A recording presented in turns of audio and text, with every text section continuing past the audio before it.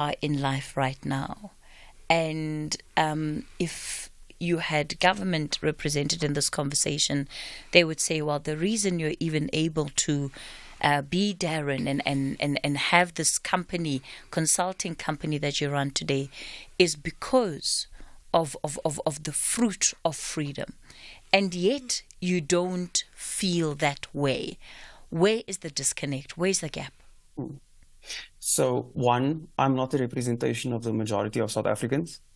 And so the exceptionalism doesn't speak for the majority of the experience of South Africans. And then two, my quote unquote achievements are only seen as achievements because they have been done so inside of a capitalist system. Okay, you've achieved some level of finance, you've been able to help people, you've been able to build this platform, but that is not necessarily freedom. If I were to stop doing all of those things, I would starve. If I were to stop doing all of those things, my basic needs would not be met.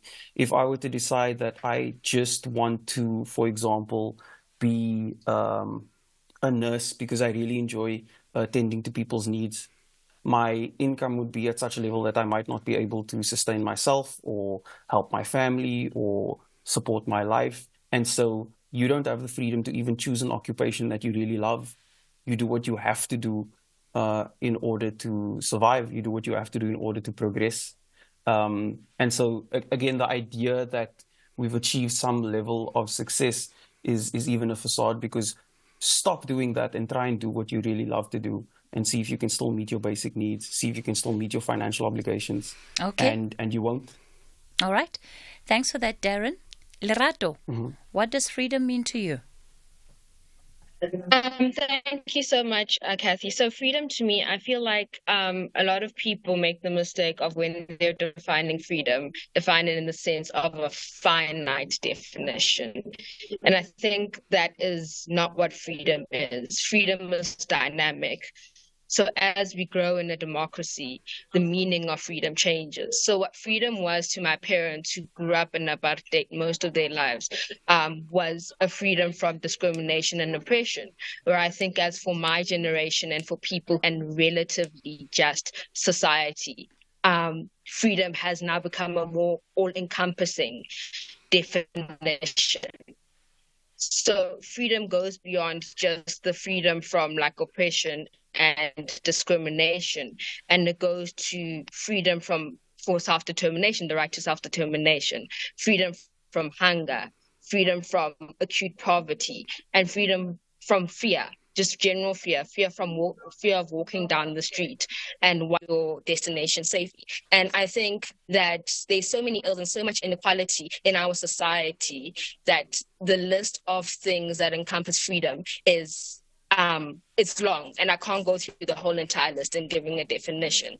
But I do think that as long as all people in society and all people in South Africa experience this level of freedom, like as Darren said, the right to choose what they want to work as, the right to know that, or the freedom to know that when I go to bed tonight, I'm going to have a meal. I'm not going to go to bed hungry. And until everybody in our society experiences that, nobody in our society is free. Freedom for one person does not mean freedom for everybody. And I think that's what we need to be striving as a society, that level of equality where everybody has the freedom to self-determination, whatever that means for them. So, Lerato, if I ask you then and say, Lerato, do you consider yourself as being free? What's your answer to that? I definitely consider myself as being free because of, if you call it grace, if you call it luck, if you call it hard work from my parents. I find myself in a situation that the majority of the country doesn't find themselves in. I have access to electricity, I have access to housing, I have access to healthcare. I would say I'm privileged enough that I don't want for anything. But I'm also very aware that there are a lot of people, majority Black, colored, Indian people, who don't live like that. And by virtue of that, they are not free.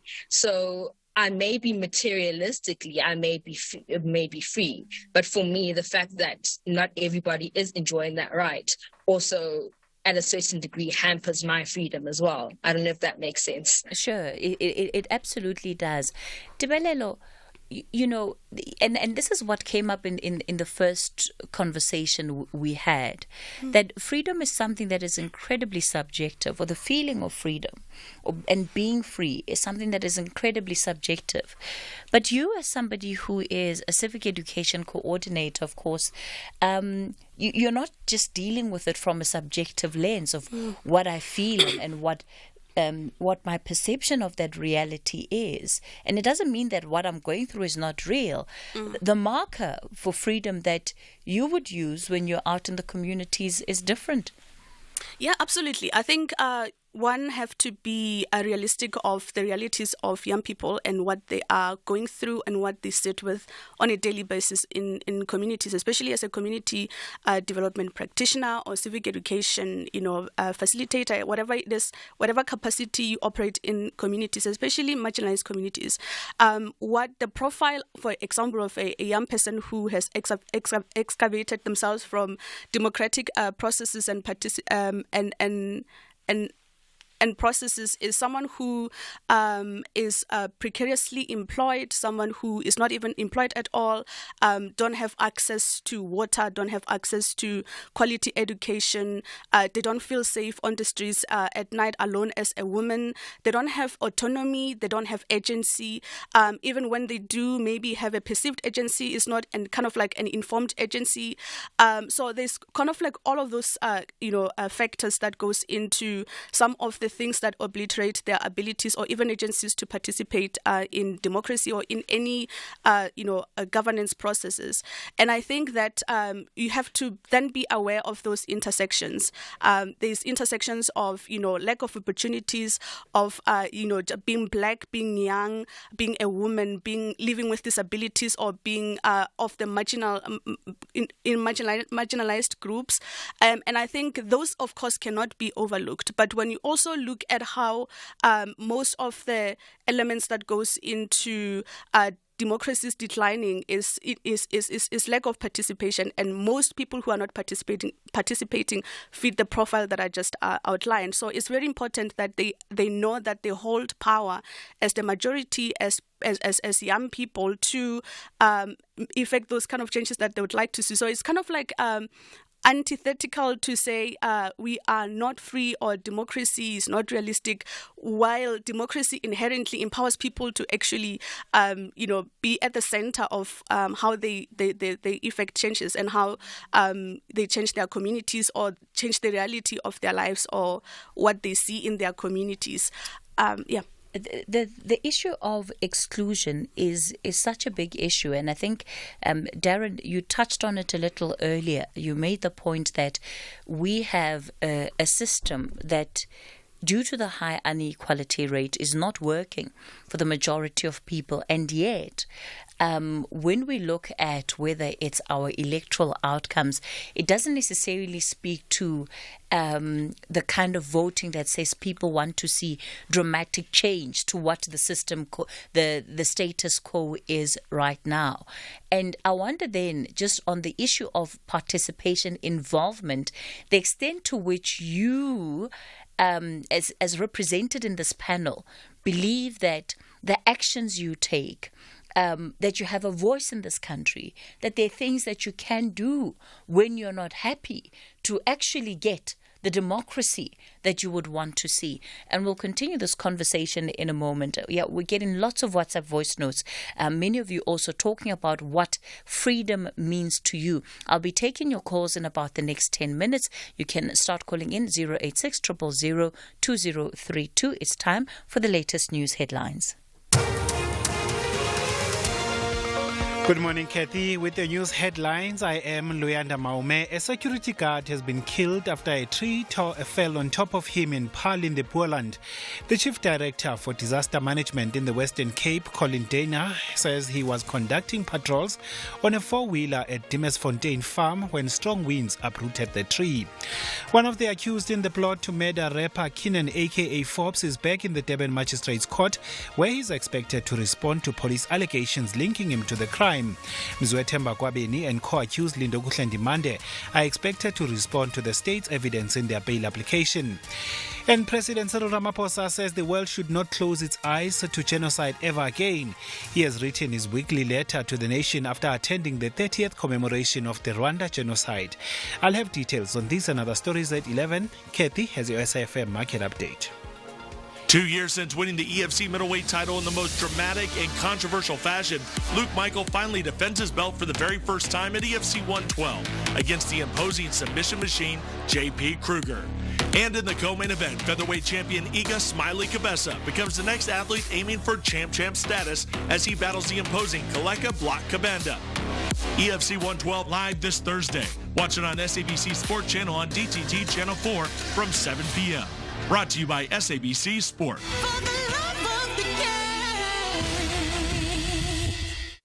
Ready, Steady Cook South Africa. The Thriller Minute Daily Treat is sure to spice up your Monday to Friday menu from Monday 18 March on this juicy television show. You can WhatsApp the producers on 068-675-2542. Channel your inner five-star chef with Ready, Steady Cook. Weekdays at 7 p.m. only on #SAFM Talking Point. All right, apologies for that. Here's your market update. The rand currently trading at 18 rand 61 to the dollar, 23 rand 50 to the pound, and 20 rand 16 to the euro. Markets in Asia were mainly higher at the closing bell. The JSE is mixed in mid-morning trade. Markets in Europe are currently green across the board. Gold is trading at $2,339. Platinum $937 per ounce. The price of Brent crude oil is at $90.10 a barrel. TV licenses have developed a new GIS-linked national address database to ensure that we can communicate with all our valued license holders. We now have a visual of all licensed and unlicensed households nationwide in order to effectively communicate with you. We remind you to take note of our payment reminders and avoid paying penalties due to non-compliance or choosing to ignore your legal obligation to pay your license fees. We can communicate with all our license holders through cost-effective electronic methods, enabling us to collect license fees and continue to support the national broadcaster, the SABC, in accordance with Section 27 of the Broadcasting Act No. 4 of 1999 as amended. TV licenses. Pay yours. Make a difference. African champions and top 16 team in the world are in action on Tuesday, the 9th of April at the Loftus Versfeld Stadium at 7:30 p.m. They are on the road to the Paris 2024 Olympic qualifiers as they face Nigeria for the last spot in the Olympics. Join us to #PhilipLoftus. Tickets are available at Ticket Pro at 50 Rand for adults and 20 Rand for children under 12 and scholars in uniform. You can also watch the match live on SABC Sport on DTT Channel 4 at 7 p.m. For more details, visit safa.net and Banyana_Banyana on X. The Talking Point with Cathy Mohlahlana. Weekdays, 9 a.m. till midday. Good morning, Cathy. This is Eugene Dibakwane, all the way from Mpumalanga Bushbuckridge. Well, freedom to me, it means that I have to live with access to all rights, but those rights must be exercised with responsibilities. We must be responsible when exercising our rights freely without being denied access to such rights. Thank you. Well, good morning, Sis Cathy. Sis Cathy, freedom. I don't see freedom in our lifetime, especially on my behalf. As I'm speaking to you now, this is day number 8. No water. We don't have water here in Welbedash East under eThekwini municipality. We've been calling them. They gave us references, but they don't send someone to fix the problem. Not that there is a crisis. No, there's not a crisis. It's just not, they don't want to help us. So where is the freedom? Sis Cathy, it's wrong. Water is life. This is Bongani from Welbedash East. Good morning, Sisi Cathy. It's often here in Northwest in town. This freedom thing, we gotta analyze it within like two aspects. We got that social freedom and economic freedom. Socially, so I can say I got a freedom since I can I can practice those, political rights, those social rights. I can move freely, so I can vote and stuff. But comes to economic, like in terms of the economy, like I don't see that much freedom, especially within the black population. Maybe like the white population, not to mean to be otherwise. Maybe they are the ones who can say they've got economic freedom, as you can see. But as for us, black, especially youth, the economic freedom is not there for us in terms of you're not working. Freedom means nothing to me, Sis Kate. To be honest with you, freedom means nothing to me. Yes, I'm only free because I can go whenever I want to go, to whatever that I want to do. But I can't tell myself that I'm free when I'm here. Statistics of young people who are unemployed. I can't even provide for my mother. So I can't tell myself that I'm free. I'm free from what? So to me, freedom means nothing. I haven't seen the freedom. I'll only be free when I know that I can provide. It's very difficult being a man in South Africa. You only have a voice when you can provide. If you can't, then you can't have a voice. So to me, freedom means nothing as well, honestly. All right. Thanks for those WhatsApp voice notes. Yeah, and so much of it also premised on just what people are going through on a day-to-day basis. Darren, let me bring you in here and perhaps talk about this question of participation. So you as a young person who has acknowledged, you're quite privileged just by virtue of being where you are in society today in a country like South Africa. What does that do in terms of how it influences your ability to actively participate in getting the kind of democracy that you dream of?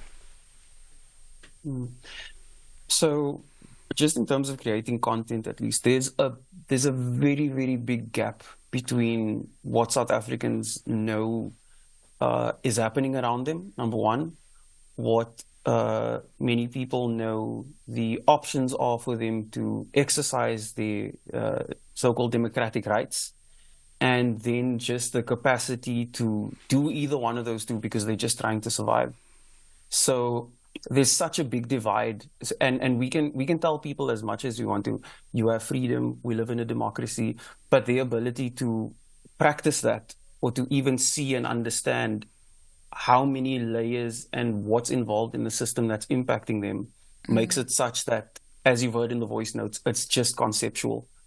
And so we can't tell people they have something that they have so many barriers to understanding, let alone have them practice it. I can't speak to somebody about their democratic rights and active citizenship when they don't understand how that impacts their day-to-day life. I first need to have a conversation about what the system is, what exactly determines their salary, what determines the hours they work, what determines the amount they pay for healthcare and housing, etc. And then explain, okay, these are the policies that affect them. This is how you can have a voice in those policies. There's levels to having somebody exercise their democratic rights, and until they are at a state where they can understand and see the connection between those two, it remains just words on a page. So, and I hear that entirely, and it's an experience of perhaps some of those that you would deal with, even through the content that you create. But I want to know, for you personally, do you feel that you are well equipped to actually, if there is an issue that you're faced with as a young person, that you have the tools that you need to actually either hold people accountable, if you need to push back, because that's part of what democracy also is, right? It's a system of accountability. So do you feel empowered to exercise that accountability? I think I'm getting there. I think I'm starting to build the kind of knowledge base and understanding to be able to hold leadership accountable. But when I think about where I was in my 20s, I was just barely scratching the surface. And so I think there's a lot, and again, I'm speaking for myself and I'm speaking for the youth. I think there's a lot of pressure on them to exercise these rights and to know so many things that they've not given the skills to know what to do and to exercise them. And so if me at the tail end of the category of youth, I feel like I'm just getting there now. I can only imagine for them just entering their 20s that it's this mountain of jargon and concepts that they need to understand just to be able to be active citizens. Lerato, of course, you would come at this differently, number one, because you work as a journalist, but speak to me then on a professional level, which might be easier, versus then on a personal level too.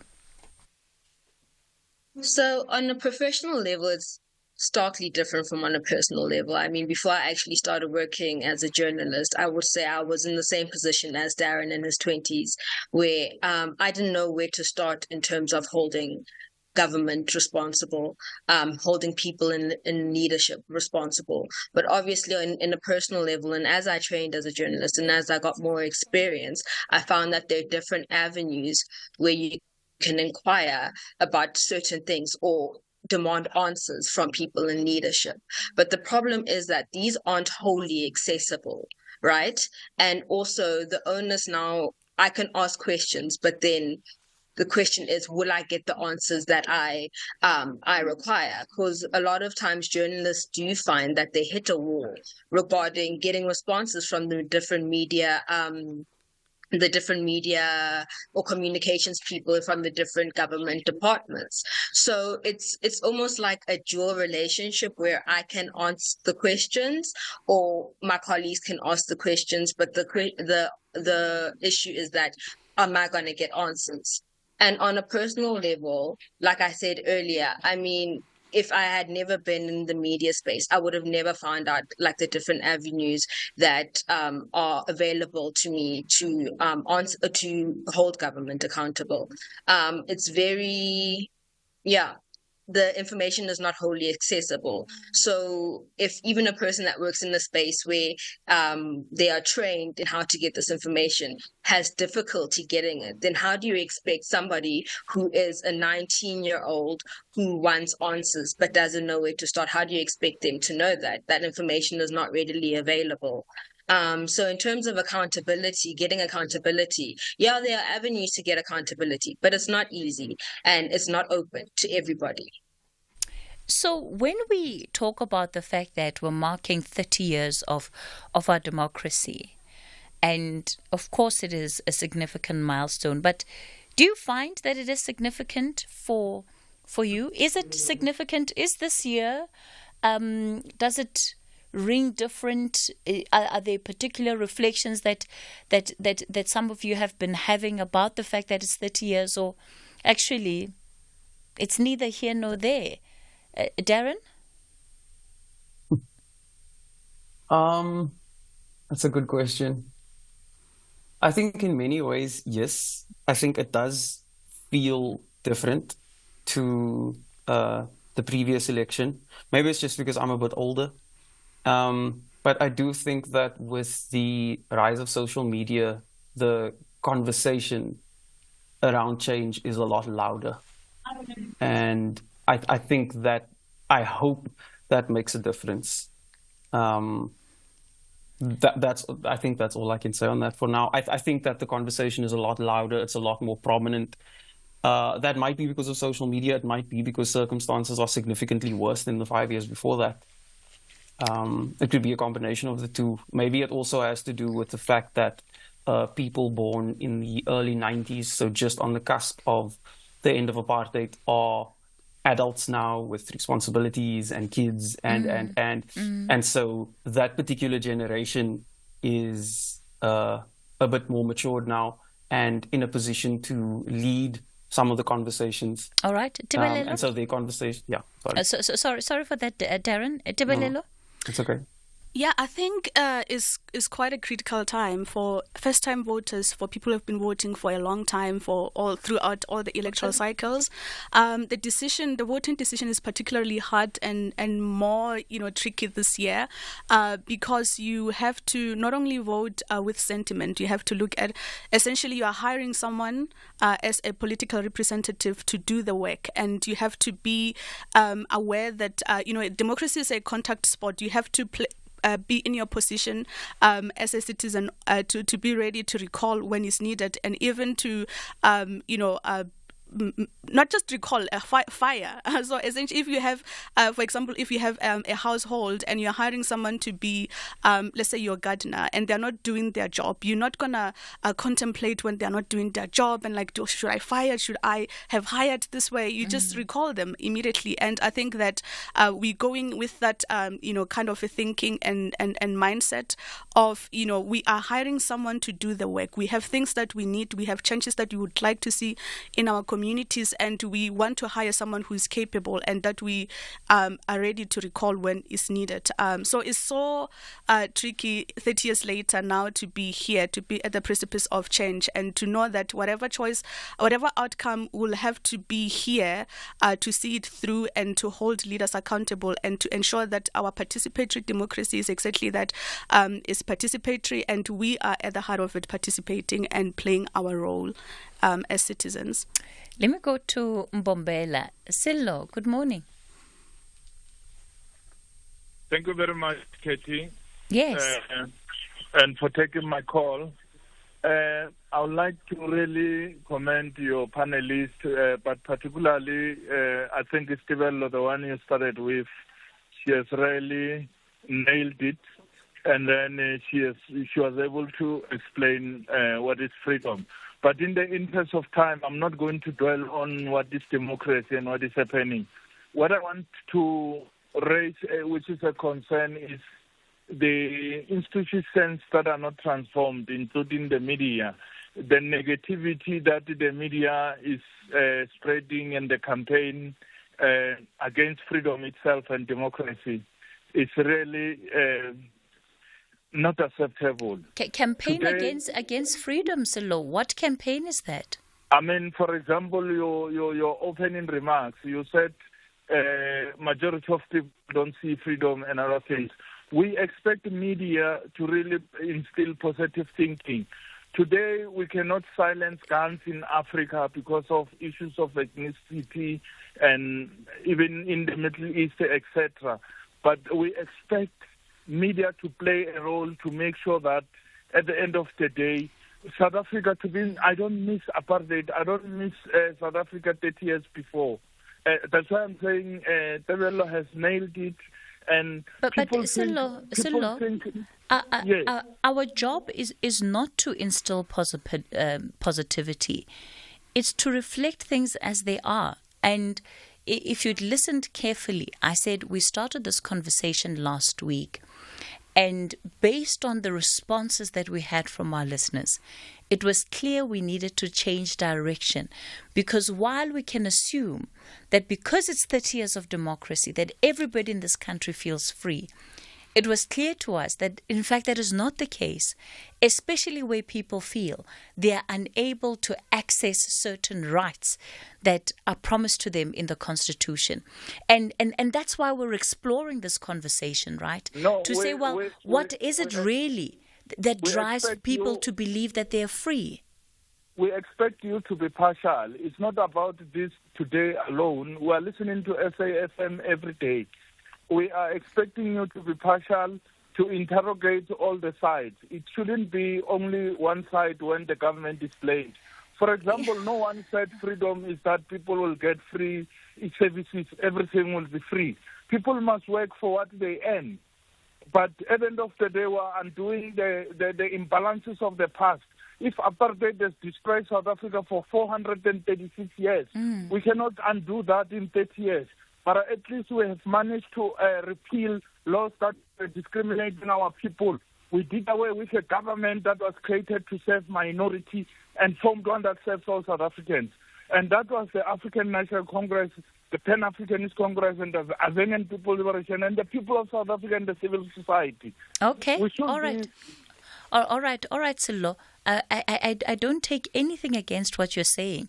But the reality is we cannot say just because we don't like what some people are saying that we don't give them an opportunity to say it. We must give people the opportunity to express how they feel about freedom. Let me continue on the phone lines. I understand that we've got Dr. Dexter, you're on the line. Good morning. Morning, how are you? Well, thank you. Good. Yeah, thanks for calling me back. I was driving and listening to the young people on your show, and I must say a lot of what they said resonated with me about the fact that freedom, from want, freedom from poverty, and all of these things has not been achieved in our country. And as someone who spent most of their adult life in the struggle for freedom and democracy, it is very painful to see people still suffering the way they do. And, in many respects, they're right, that apartheid still exists in the material sense for the vast majority of our population. But where I think the one gentleman was completely wrong was when he said there is no democracy.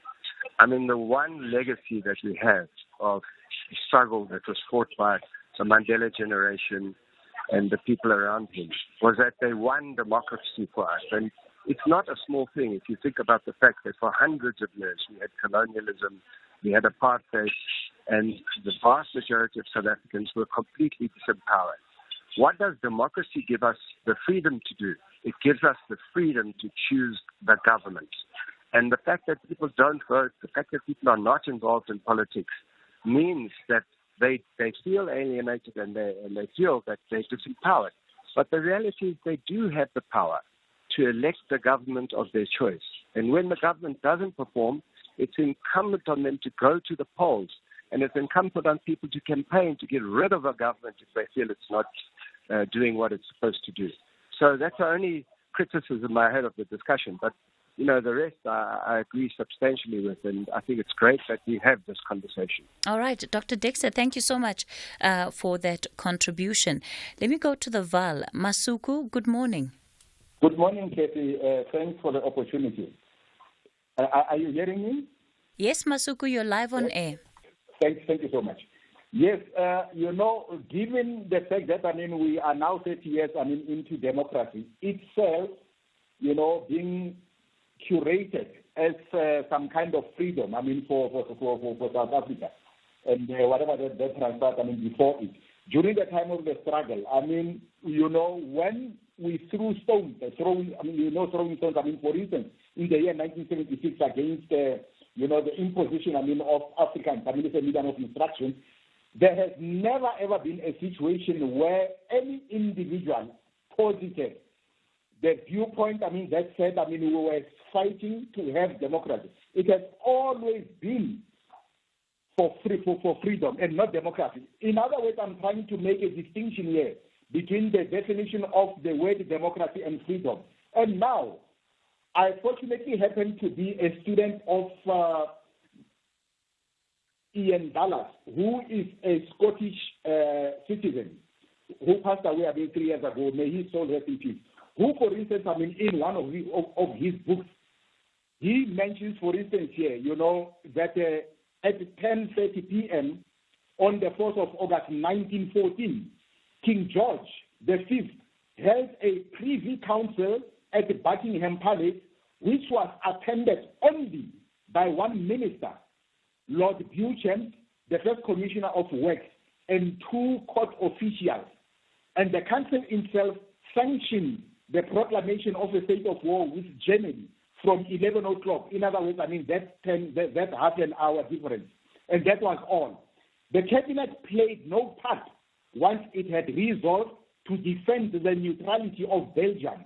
It did not even consider the ultimatum to Germany, which Sir Edward Grey, the foreign secretary, sent after consulting only Prime Minister Asquith. Nor did the cabinet authorize the declaration of war. And this is taken from English history, 1914 to 1945, by A.J.P. Taylor. Now, for me, coming back to the gist of what I'm trying to say here, is that this is not your ordinary supermarket level education system that has been designed, to mislead people by the new elite who determine the course of events by saying, we have democracy, whereas, democracy, as we witness today, it is totally separate, from an ideal situation of democracy as an ethos, of freedom as an ethos. Now, we have a democratic parliament, which has nothing whatsoever to do with representing, the ideals, of what the citizens aspire for. All right, Masuku. Unfortunately, we're going to have to leave it there. But I think you've made your point. Perhaps the next part of this conversation, then, we should bring in the scholars, right? This idea of freedom versus democracy, because the two, we use them interchangeably, but they could well not be the same thing. All right, we've got 2 minutes left of the conversation. Let me start it off with my panelists that are joining me online. Lerato, let me come to you first. The feelings of helplessness, the feelings that people do not have power, that they are unable to access certain functions in this democracy that can help unlock their freedom. What would you say to those people today, and in particular the young people too?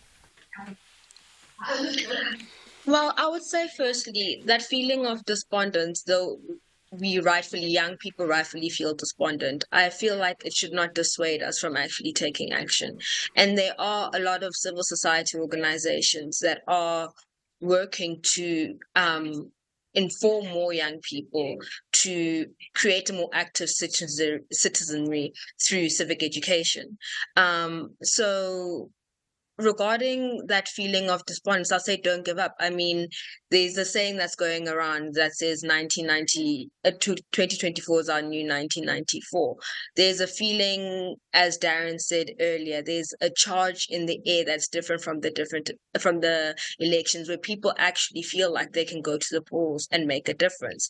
But I think we must also understand that democracy goes beyond the elections. The democracy goes, participating actively in a democracy goes beyond casting your vote on the 29th of May. We as a society, both young people and old people and people, middle-aged people, need to participate in the 5 years between elections, which means going and voting in the by-elections, which means knowing who your ward councillor is, which means actively participating, because democracy is not a spectator sport.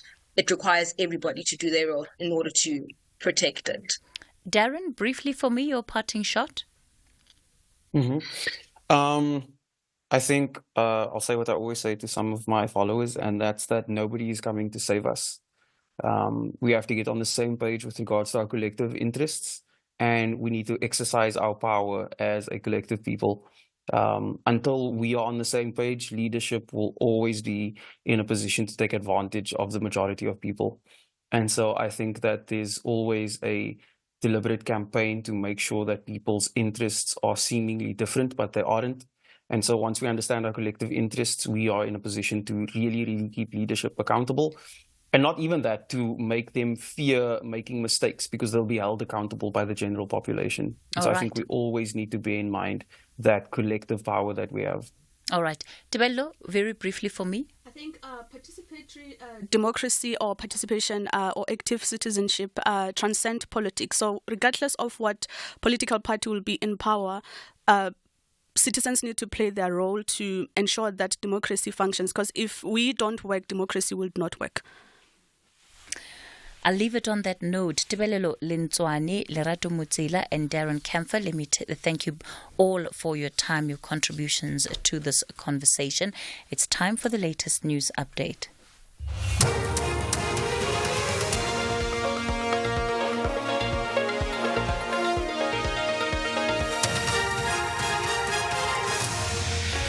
Thank you, Cathy. In your top stories, inclement weather forces closure of a driver testing station, and the president says the world should never witness another genocide.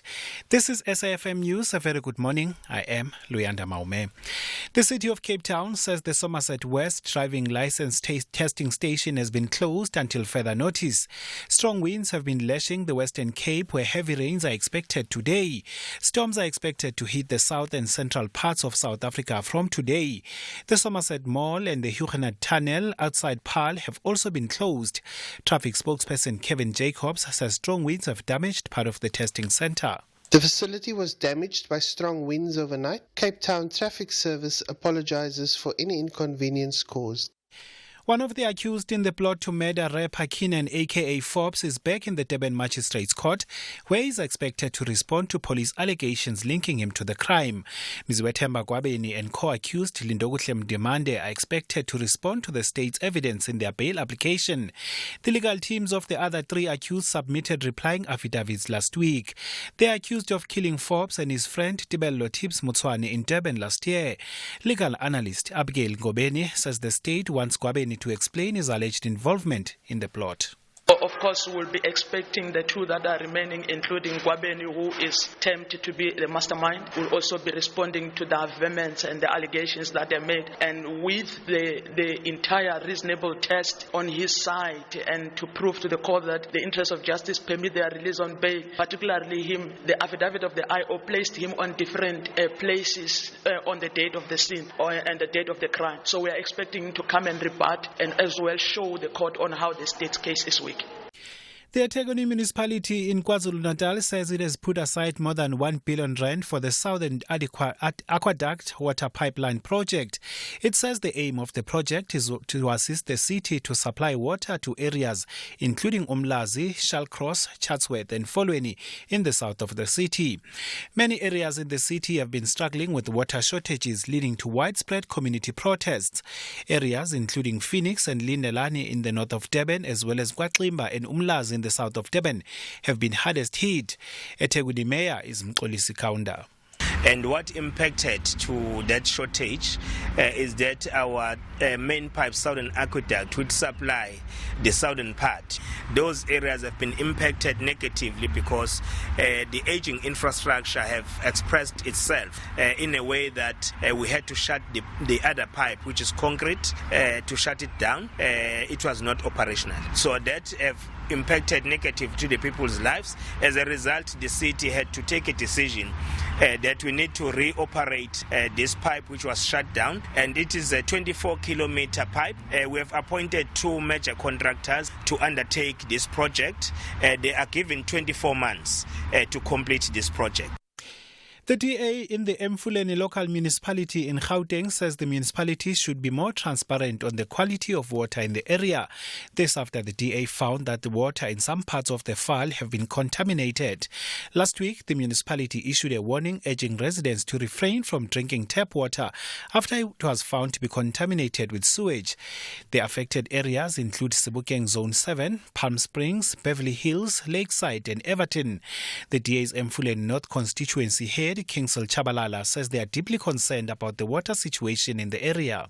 Take into consideration that currently we are also experiencing problems with electricity. It might also be a challenge for Mfuleni residents to be able to boil their water.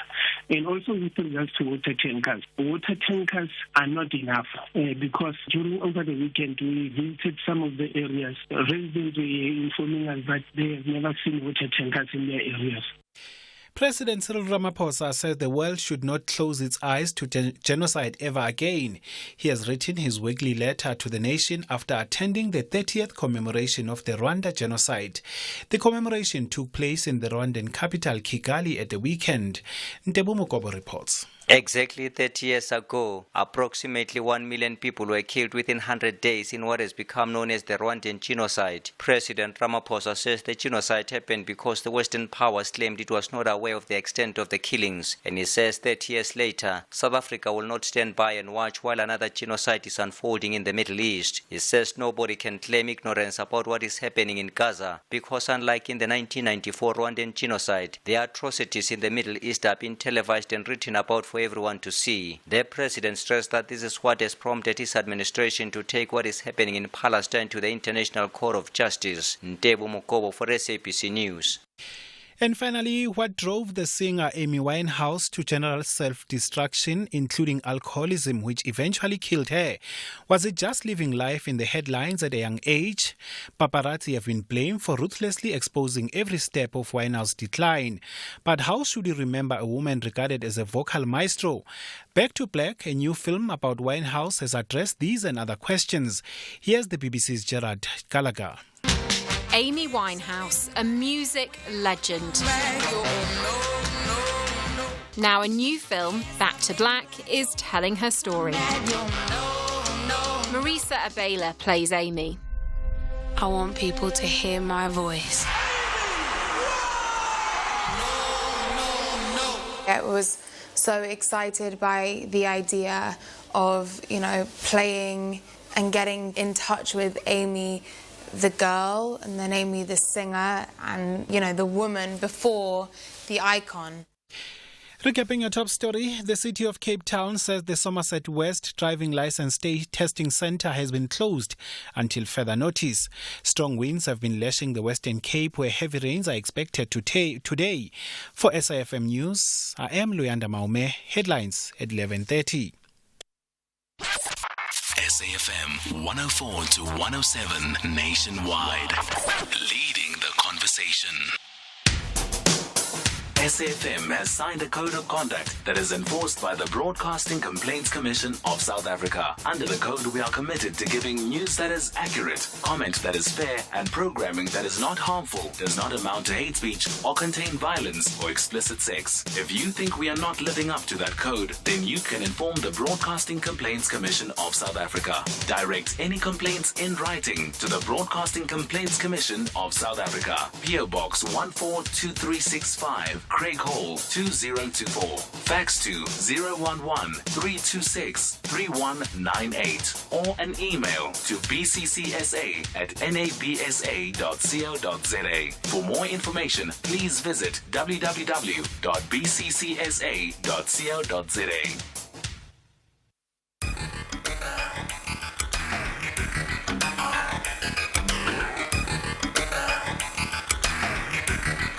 The Talking Point with Cathy Mohlahlana. Weekdays, 9 a.m. till midday.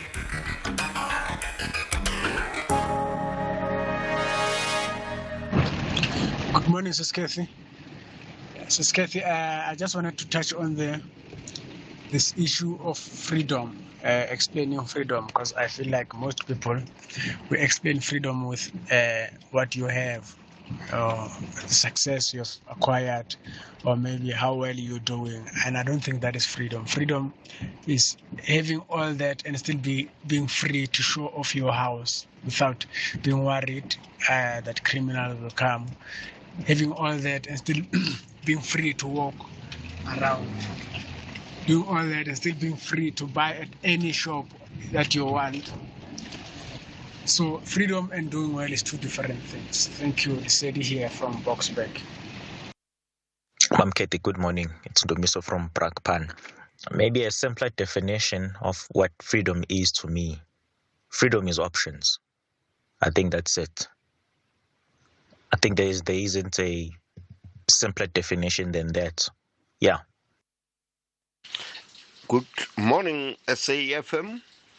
I opine that freedom is having a piece of land for any adult persons, allowing them a spinach and onion patch and commodious shelter, where kids have their own spaces, not crowded in a 1 or 2 room shack. Sis.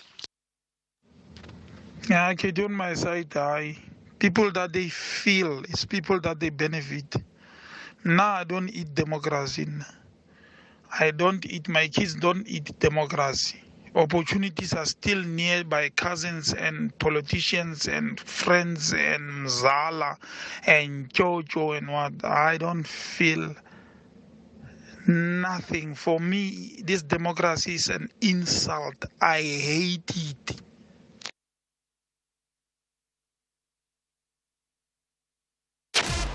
Cathy Mohlahlana on SAFM.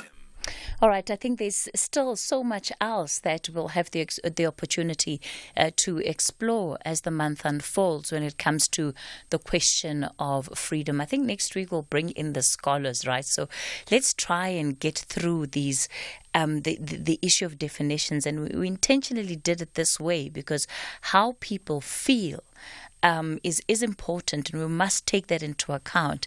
But it is also important to understand the framework that we're in, this democracy that we are in, so that as we go through how we feel, we also understand what it means to be in a participatory democracy. All right, our final conversation of the day. Pronunciation. Why is it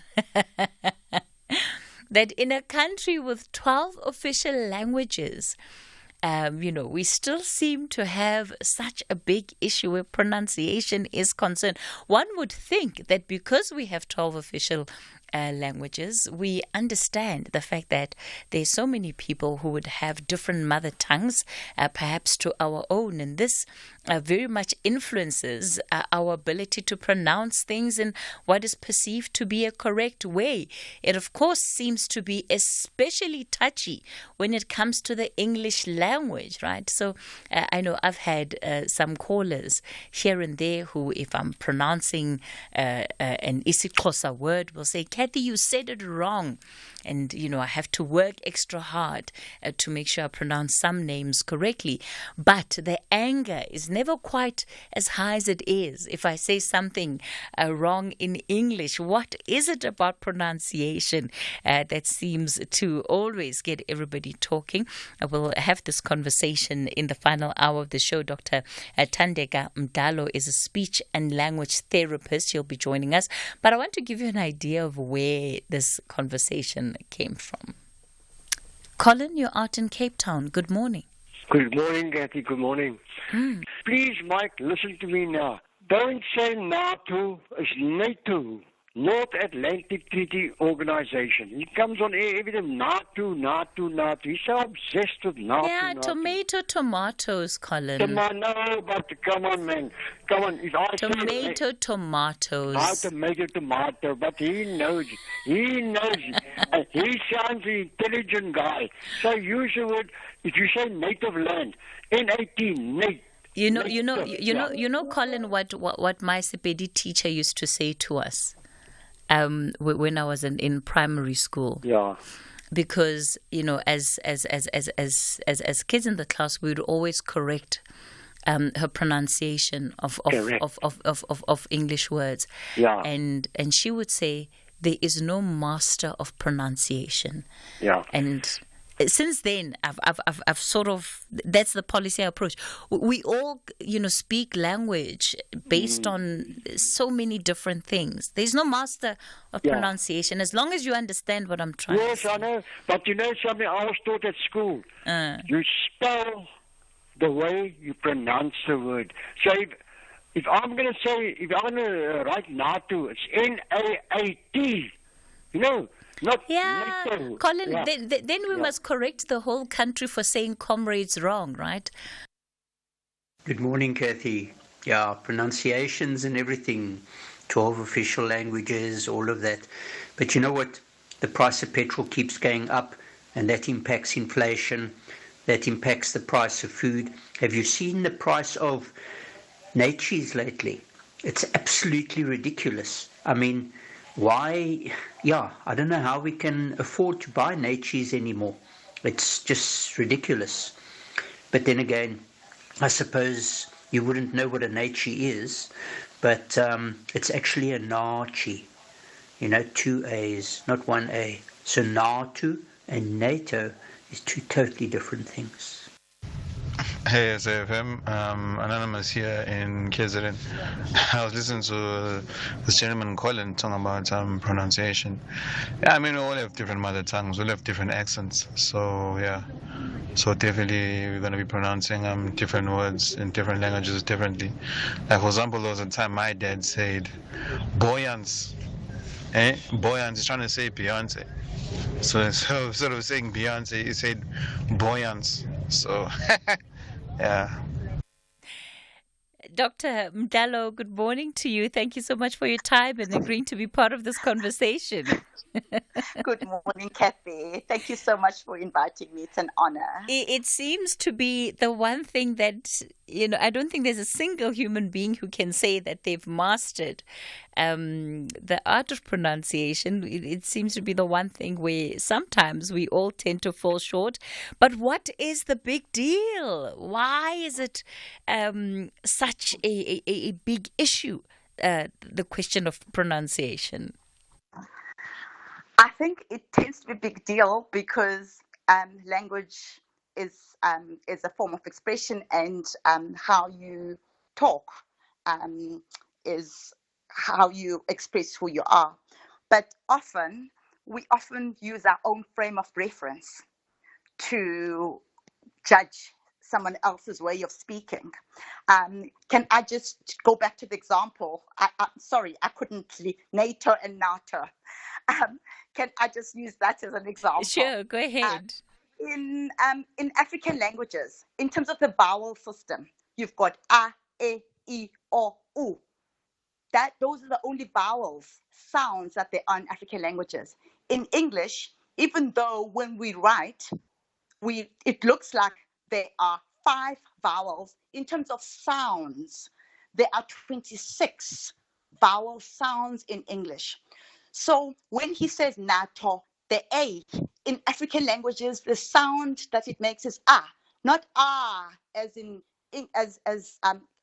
Colin is explaining it. So the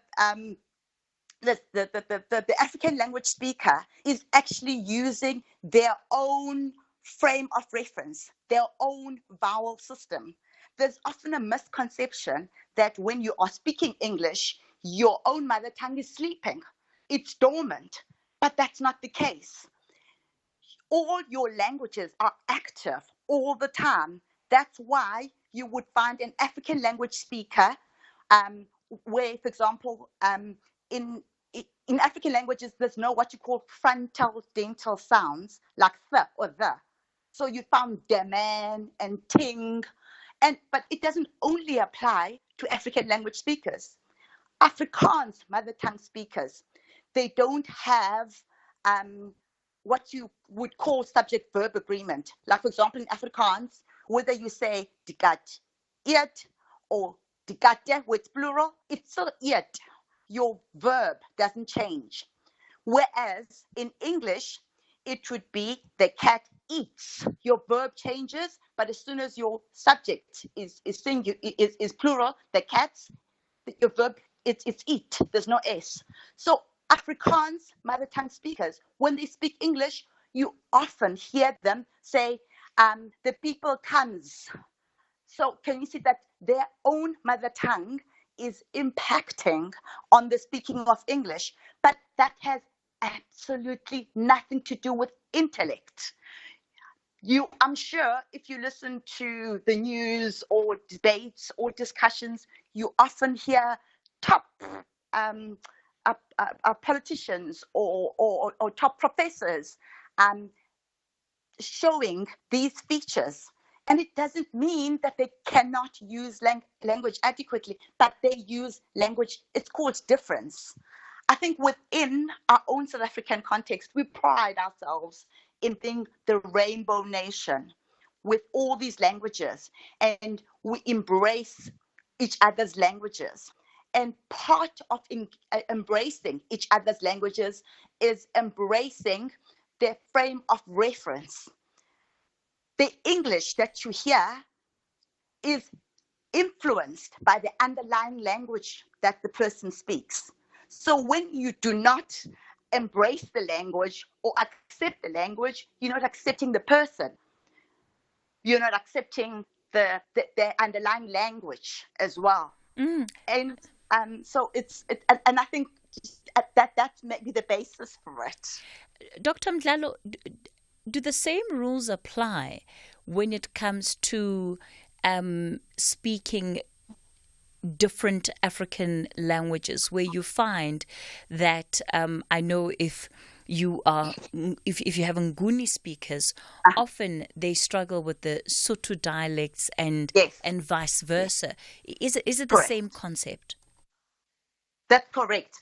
If you if for example with Xhosa, I'm a Xhosa mother tongue speaker, and in Sotho there is a vowel in between an o and a u. It's not a u, but it's not an o either. And because it doesn't exist in the Xhosa often in the Nguni vowel system, you find that they struggle. They'll either say u or o. Like for example, mutu. It's not u, it's not o. And when you write it, it looks like a o. So yes, any languages that you speak in your head, they're always together. They aren't separate. They aren't little blobs of it's Xhosa here, it's English here. It's all the languages influence each other. Your mother tongue will always influence the other languages that you are using, and they influence at different levels. I'll give you an example of myself. I'm not an English first language speaker, and because in African languages there are no gender grammatical structures. There's no he, she. So, for example, if you say uyahamba, which means going, it could be he is going or she is going. When I am doing a talk, I look at the people at the tops of their heads. As soon as they start, and I'm fine with my he's and she's, but as soon as I start looking at their faces, my he's and she's go out the window, because those grammatical structures are not exist. So my mother tongue takes over. So that mother tongue is constantly active, and it influences the other. Like I guess you could call it like the analogy of the tree. Your mother tongue are the roots, and the rest, your second or third language that you speak, it's the stem and the branches. So what you hear is the product of everything: the frame of reference, the background, just all those aspects. When someone is speaking, that's what you're hearing. And often I think what we don't understand is when you are criticizing, because I think often there's criticizing rather than critiquing.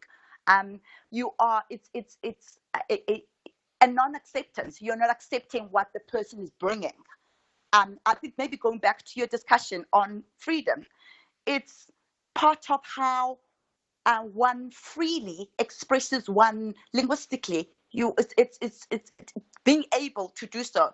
It's language freedom. It's linguistic freedom. Being able to express yourself freely, because you are using your frame of reference, your background, who you are. That's what's coming out in your expression. So Dr. Mhlahlo, this sounds to me then that it's an issue that can exist across various languages, that it's not just confined to English, but English seems to be where the greatest fuss is made. Is it because it's the language of business? Is it because of the country that we are in? And if you're in South Africa, of course, and you speak English, there very much is pressure to speak English in a particular way, because that says something about you. It gives us an idea of the kind of school you may have gone to, the area in which you may have lived. So true. You couldn't have put it better. In the world, there's more than 7,000 languages, and English is only just one of them. But within our own South African context, English has become such a dominant language that like you say, it's become the language of business. It's become the language of interaction at so many levels within different industries.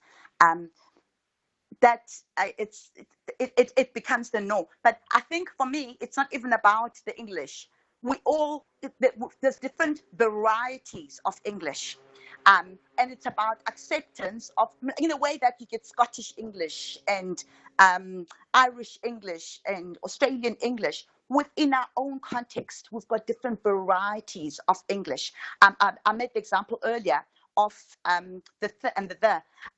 In, for example, in Black South African English, that's influenced by the mother tongue. But within our own context, I find we are more tolerant of the differences by other nations. For example, a French person, if the French person says "zaman," with him, oh, how romantic. But if an African person says "the man," with him, oh my gosh, that sounds so bad. Sounds almost as if like you usually often associated with limited intellect, or not being able to speak. So yes, it can happen across any language. With English mother tongue speakers, for example, you don't have, in English, you have the MP, you can have it in the middle of the word, like in lamp, or then for like lamp, or you never have an MP at the beginning of a word. That's just the way the language, the strategy that the language uses. So you'd find English first language speakers cannot say words like Mpumalanga. The MP word initially just doesn't exist in English. So what do? They do what you find in English. You find in English map at there's a vowel at the beginning. So they would say Mpumalanga. So they're inserting what you call an unstressed vowel at the beginning, as their own way of coping with the fact that that combination of sounds doesn't exist. And different accents, different language varieties have got different status. Some are regarded as being more high status than others. And I guess our criticism comes from what status we attach to that language variety. It's such a good example you've used, because I was thinking about that the minute you said it. It landed with me. I thought, yes, often you'll hear Mpumalanga. Correct. And what about when it comes to the province Limpopo? But often you'll hear, particularly Nguni speakers, saying Limpopo. What is that also? Is that a function of this issue that we're discussing today? Exactly. In Nguni, we talk about impompo, like the tap. So suddenly you have Limpopo. So it's also about how our language is. The Nguni languages are structured. You go back. The roots take over, and it's. And the other language is just not automated. It doesn't come naturally. Your own language compensates for what your language doesn't have. Your language says this is the right way to say things. But also, your ear is attuned to. Like, I'll give an example. I spoke about the vowel system. Like you get a, e, I, o, u in Xhosa, for example. You don't in English. You get a as in pat. I pat you on the back. You get pet the dog. That distinction doesn't exist in African languages. So you'll find I pet you, like, and I know for myself, I have to be extra cautious because the is hard to distinguish, because it is in terms of growing up, in terms of my ear didn't have what you call the auditory bombardment. It's not auditorily attuned to that difference. It doesn't have that discrimination because you didn't grow up with it. Oh wow! So yes, Limpopo would be similar, because it's not part of your brain system, your auditory system, how your brain breaks down sounds. That there's certain sounds that it hasn't been part of, like that distinction A and A. Dr. Mohlahlana, we're going to continue the conversation in a moment. What an absolutely fascinating conversation that we're having with Dr. Thandeka Mohlahlana. She's a speech and language therapist. It's time for your latest news headlines. Thank you, Cathy. In your headlines, the inquest on the deaths of the 21 teenagers at the Enyobeni Tavern is underway in the Mdantsane Regional Court in the Eastern Cape. The aim of the inquest is to establish if anyone should be held accountable for the deaths which took place at the tavern in East London in 2022. A security guard has been killed after a tree fell on top of him in Paarl in the Boland. The Chief Director for Disaster Management in the Western Cape, Colin Denner, says he was conducting patrols on a four-wheeler at the Dimmersfontein farm when strong winds uprooted the tree. And Israeli officials have downplayed Egyptian media reports that talks aimed at securing a truce in Gaza have made significant progress. Teams from Israel and Hamas have been meeting in Cairo to discuss a potential ceasefire and a hostage deal. I'll have details on these and other stories at 12. Hashtag SFM Talking Point. We continue the conversation on the talking point. We're looking into pronunciation because it is one of those things that so many different people get upset about for various reasons. But really what drives not only the accents but the inability sometimes to actually pronounce words, at least in correctly according to the bar set by the language in question. Dr. Thandeka Mdlalo is a speech and language therapist. Dr. Mdlalo, so what must we do? Because again, there are people who seem to switch effortlessly between language, and do they have a special gift? How do they do it? Well, I think one of the key words in your sentence is effortless or theme. Yes. There are so many factors that influence the development of language, and how you what you'd call bilingualism or multilingualism, developing 2 languages or 3 languages. So on top of your mother tongue, having the other languages, it's things like, for example, the length of exposure to the other language. It would be with, like, for example, the features that I spoke about that I struggle with. My daughters do not struggle with them.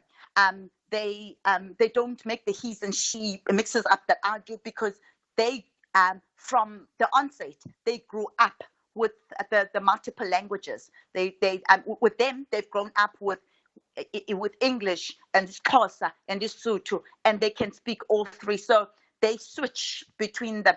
So you know what it's like? It's like if you've driven a certain route all your life, it's like second nature.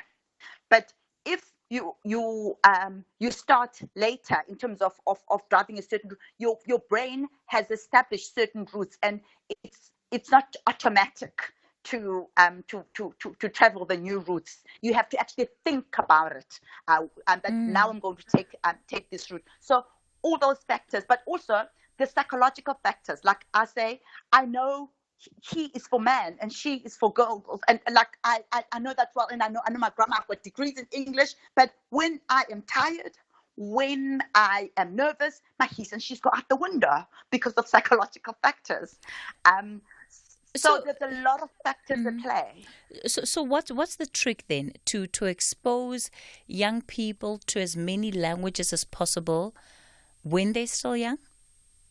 I think that's a good idea, but I think what usually happens within the South African context is you expose them. Like, for example, if you expose, like with my kids, I expose them to English and Xhosa and this especially within our education system, because English is so dominant. There is such pressure that the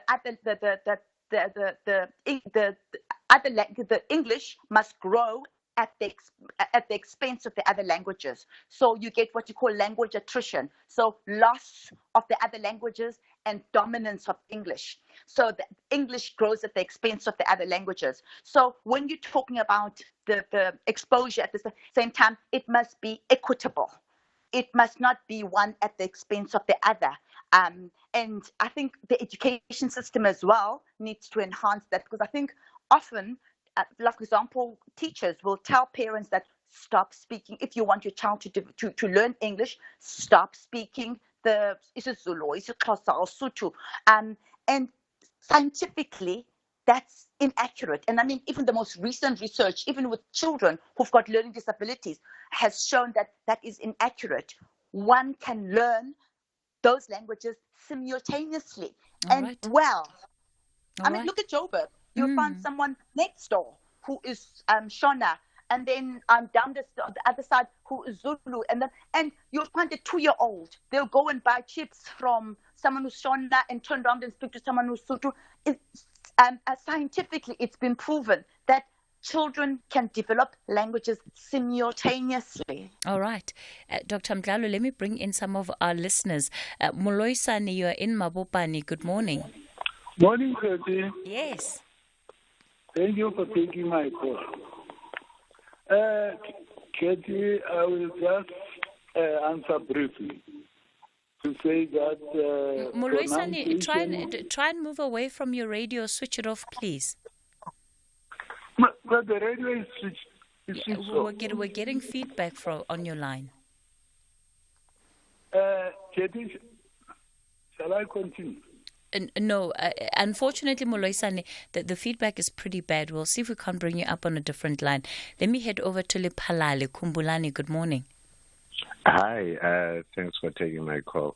I think on this topic of pronunciation, there are times where it's kind of funny and sometimes it can be a bit of a concern. And I'll give you an example of each.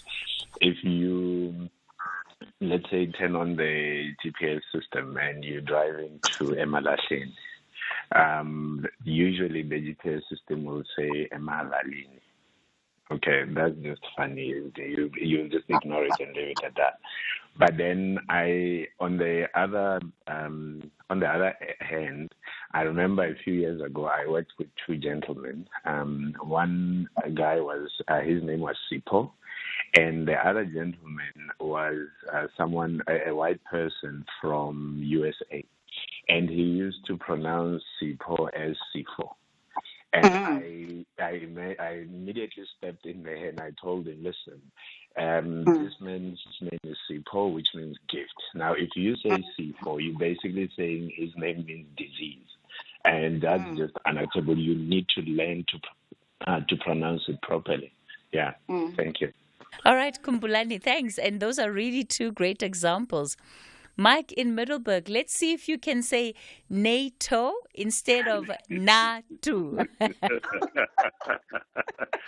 No, thanks, Katie, for taking my call. Yeah, no, very interesting argument, and I think as authored by Colin, in my view, it's not necessarily about pronunciation. I think it's about the passion he has for NATO. You heard me, Katie. So, Mike, do you say NATO? Because NATO, yes. There's also a particular way in which those who are politically inclined like to speak and like to sound. So, do you say NATO because you can't say NATO, Mike? Well, I think I'm accustomed to pronouncing it as NATO, NATO, or I will have to say it maybe 10 times so that I get used to it. But the additional point I want to make, Katie, honestly speaking, in a national discourse, when names and words are pronounced, more than we care to remember. The question of pronunciation is neither here nor there, because what matters most is the content and the gist of the matter, that is a pointed issue, and you have made a good example with your guest. Most of our white compatriots, can hardly pronounce kwa kwa. You will hear kwa kwa. And they cannot pronounce ingxoxo, And there are vernacular or Zulu names or Sotho names that they cannot pronounce. And we tolerate that because we understand, where they are coming from. But I want to hear what your guest has got to say, Doctor, with regard to the ticket were given by poetry, to be artistic, with language. For an example, I can say, Netanyahu plus NATO is equal to NATO-nyahu.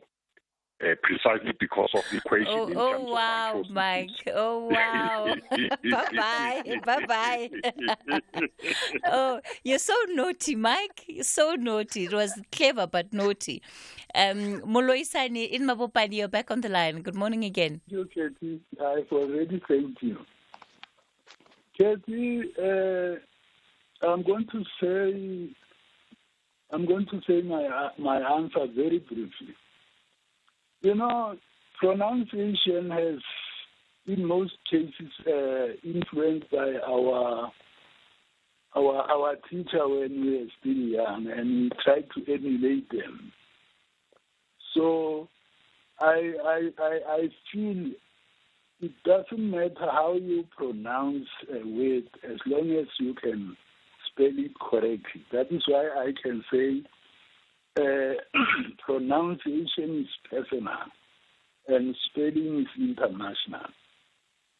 All right. That's all yes. All right, Moloisane, thanks for that.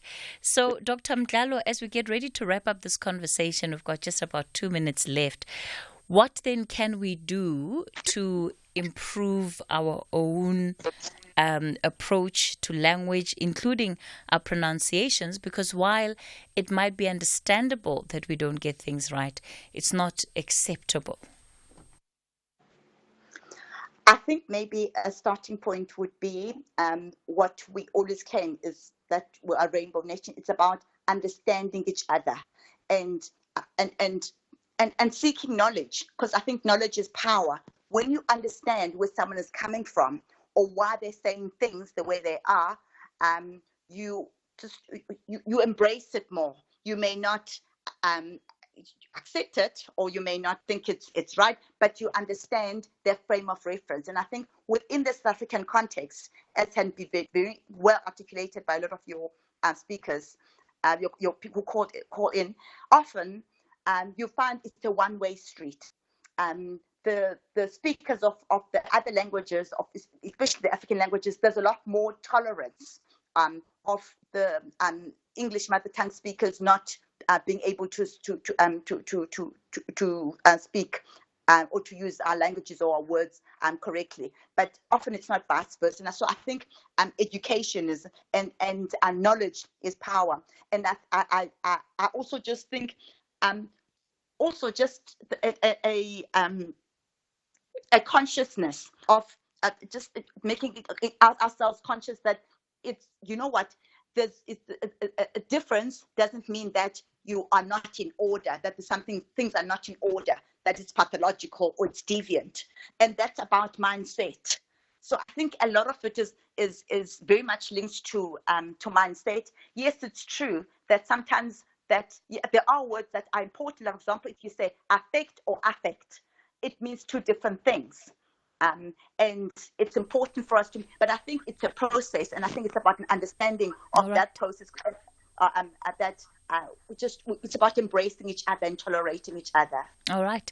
Dr. Thandeka Mohlahlana is a speech and language therapist. That's how we're going to leave it on the talking point for today. Thank you so much for your time. Thank you, as our listeners, for all of your input and for keeping the conversation going with us in the last 3 hours. The show is back with you again tomorrow morning. Up next is the book reading. It'll be followed by the update at noon. South Africa is facing an increase in people diagnosed with non-communicable diseases such as diabetes, cancers, hypertension, lung problems and obesity. This also increases the number of people living with these diseases and mental health. Many people living with these preventable diseases may not be immediately aware unless they go for health screening and testing. It is our responsibility to invest in our healthier future through regular physical activity, healthy diets and avoiding risky health behaviors such as alcohol and tobacco use. The Department of Health urges people to go for regular health screening for early detection and effective treatment if they are diagnosed with any of these conditions. This message is brought to you by the National Department of Health. Channel your inner adventurer on Top Travel this Saturday night at 8:30 on S3 as Fez and Anesu are in Limpopo for tea with a rooibos-loving hippo named Jessica. Jumping off Graskop Gorge in Mpumalanga, Fez screams from the top all the way to the bottom. But standing at God's window will leave anyone speechless. That's Top Travel this Saturday night at 8:30. Repeat Sunday at 1 p.m. on S3. SAFM 104 to 107 nationwide. The book reading. Please note the views expressed in this book are not that of the station. Listeners' discretion is advised. SAFM presents another episode of Why Men Hate Women, written by Kopano Ratili. Chapter 13. Producing and embodying the loving images we want of ourselves. A while back, I saw a video of 4 Kenyan men, young looking,